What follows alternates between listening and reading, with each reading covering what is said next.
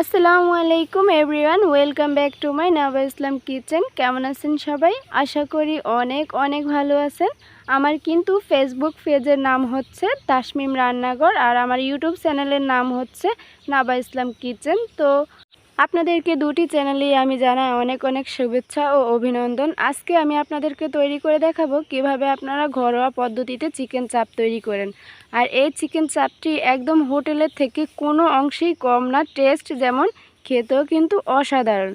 তো কথা না বাড়িয়ে চলুন দেখিয়ে দিচ্ছি কিভাবে এই চিকেন চাপটি আপনারা তৈরি করবেন। ফ্রিজে কিন্তু মাত্র একটি মুরগির ব্রেস্ট ছিল, আর সেটাই আমি নিয়ে নিয়েছি। আর আমি এই একটা চিকেন ব্রেস্ট দিয়েই কিন্তু আপনাদেরকে আজকে চিকেন চাপটি তৈরি করে দেখাবো।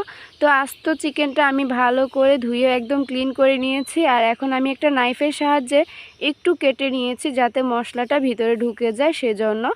তো এখন আমি কিছু ইনগ্রেডিয়েন্টস অ্যাড করে দিচ্ছি। তো এখানে আমি হাফ চা চামচ হলুদ গুঁড়া, হাফ চা চামচ লাল মরিচের গুঁড়া, 1 চিমটি পরিমাণ এখানে লবণ অ্যাড করে দিয়েছি, যেহেতু এখানে সয়া সস ব্যবহার করব, আর সয়া সসেও কিন্তু লবণ থাকে। এখানে কুকিং অয়েল অ্যাড করেছি, এখানে আমি 1 টেবিল চামচ, হাফ চা চামচ কালো গোলমরিচের গুঁড়া, এখানে জিরা ধনিয়ার গুঁড়া হাফ চা চামচ ব্যবহার করেছি, সেটা টালা ছিল। আর এখানে আমি গরম মশলা গুঁড়া অ্যাড করেছি হাফ চা চামচ, আর এখানে জায়ফল জয়ত্রী গুঁড়া ব্যবহার করেছি 1 চিমটি পরিমাণ। এখানে 1 টেবিল চামচ টক দই ব্যবহার করা হয়েছে। এখন কিছু পেস্ট মশলা ব্যবহার করব। তো এখানে আমি পেঁয়াজের পেস্ট নিয়েছি হাফ চা চামচ, রসুনের পেস্ট নিয়েছি হাফ চা চামচ, এখানে আদার পেস্ট নিয়েছি হাফ চা চামচ, জিরা নিয়েছি হাফ চা চামচ, আর এখানে লেবুর রস ইউজ করে দিচ্ছি, মোটামুটি 2 চা চামচ পরিমাণ হবে।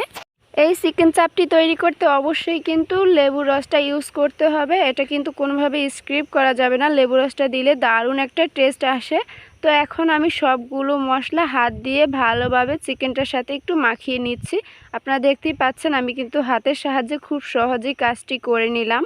তো এই মশলাটা দিয়ে আমি প্রায় 10 মিনিটের জন্য রেস্টে রেখে দিব। আপনারা চাইলে এখানে আরও কিছুক্ষণ ম্যারিনেশনের জন্য রেখে দিতে পারেন, তবে আমার হাতে সময় কম থাকার কারণে আমি এখানে 10 মিনিট ম্যারিনেশন করে রেখে দিলাম। আর এই ম্যারিনেশনের কারণটা হচ্ছে যদি আপনি রেখে দেন তাহলে মশলাটা ভালোভাবে চিকেনের মাঝে একদম স্যুপ করে নিবে।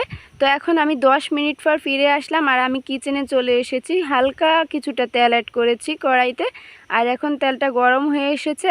এখন আমি চিকেনটা দিয়ে দিয়েছি, আর আমি কিছুটা মশলা এখানে আমি হাত দিয়ে ব্রাশ করে দিয়েছি, আর আমি ঢেকে দিচ্ছি 5 মিনিটের জন্য। এই অবস্থা কিন্তু চুলার আঁচটা একদম লোতে রাখতে হবে, মিডিয়াম লো আঁচে রেখেই কিন্তু সম্পূর্ণ এই চিকেনটা ভেজে নিতে হবে, নয়তো কিন্তু এটা একদম আপনার উপর থেকে পুড়ে যাবে বা কালারটা চেঞ্জ হয়ে যাবে, কিন্তু ভেতরগতভাবে সেদ্ধ হবে না। তো এভাবে আমি প্রায় 15 মিনিটের মতো এটা মিডিয়াম লো আছে ভালো করে ভেজে নিয়েছি। আপনার এটার কালারটা দেখে বুঝতে পারতেছেন একদম অনেকটাই কালার চেঞ্জ হয়ে গিয়েছে।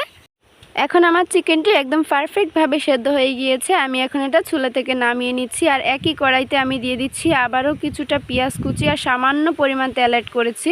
আর এই পেঁয়াজটা আমি মিডিয়াম আছে একটু 1 থেকে 1.5 মিনিটের মতো নরম করে ভেজে নিয়েছি, দেখতেই পাচ্ছেন। এখন আমি এখানে আরও কিছুটা মশলা অ্যাড করে দিচ্ছি। তো আমি হাফ চা চামচের থেকে কম হবে দিয়েছি রসুনের পেস্ট, জিরার পেস্টও সম পরিমাণ দিয়েছি, আদার পেস্টও দিয়েছি আমি সম পরিমাণ, মানে হাফ চা চামচের থেকে কিছুটা কম। আর এখানে আমি 3টি কাঁচামরিচ কুচি করে নিয়েছি, তবে আপনারা চাইলে ঝাল খেতে না চাইলে এটা স্কিপ করতে পারেন।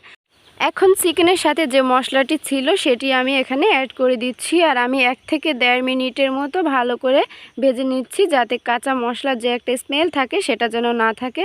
তো 1 মিনিটের মতো ভেজে নেওয়ার পর দেখতে পাচ্ছেন একদম ভাজা ভাজা হয়ে গিয়েছে।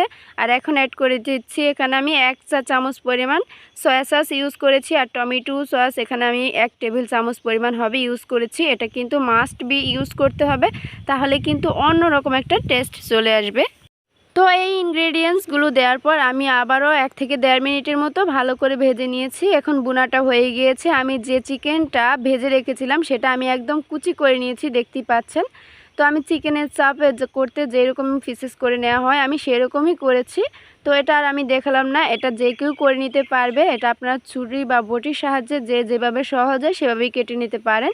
তো আমি 1 মিনিটের মতো নেড়ে ছেড়ে ঢেকে দিলাম আবারও 2 মিনিটের জন্য। তো ফিরে আসলাম প্রায় 2 মিনিট পর, আর আমার এই চিকেন চাপটার কালারটা অনেকটাই চেঞ্জ হয়ে গিয়েছে, দেখতেই পাচ্ছেন। বাস আর কোনো কাজ নেই, 1 মিনিটের মতো ভালোভাবে নেড়েচেড়ে মশলার সাথে মিশিয়ে নিয়েছি। আর দেখতেই পাচ্ছেন একদম পারফেক্টলিভাবে হয়ে গিয়েছে। এখন আমি একটু সার্ভ করে দেখিয়ে দিচ্ছি এই চিকেন চাপটা কতটা পারফেক্ট একটা রেসিপি। আপনারা কিন্তু অবশ্যই একবার এভাবে বাসায় ট্রাই করবেন। আর প্রতিটি স্টেপ, প্রতিটি ইনগ্রেডিয়েন্টস সম পরিমাণ যদি অ্যাড করে আপনারা এই চিকেন চাপটি তৈরি করেন, দোকানের থেকে কিন্তু কোনো অংশেই কম হবে না। আমি গ্যারান্টি দিয়ে বলতে পারি যে কেউ আপনার এই চিকেন চাপটির প্রশংসা করবে।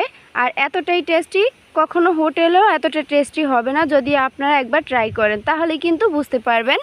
আর ভিতরের লেয়ারটা দেখতেই পাচ্ছেন সুন্দরভাবে সিদ্ধ হয়ে গেছে আর কতটা সফট জুসি হয়েছে। অবশ্যই কিন্তু একবার ট্রাই করবেন। ভালো লেগে থাকলে অবশ্যই কমেন্ট করে জানাবেন কেমন হয়েছে। আর যদি উপকারী মনে করেন অবশ্যই কিন্তু ভিডিওটি শেয়ার করে দিবেন। শেয়ারেই কিন্তু নতুন নতুন যে আপুরা আছেন রান্না করতে অসুবিধা হচ্ছে তারা কিন্তু খুব ইজিলি করে নিতে পারবে। তো আল্লাহ হাফেজ।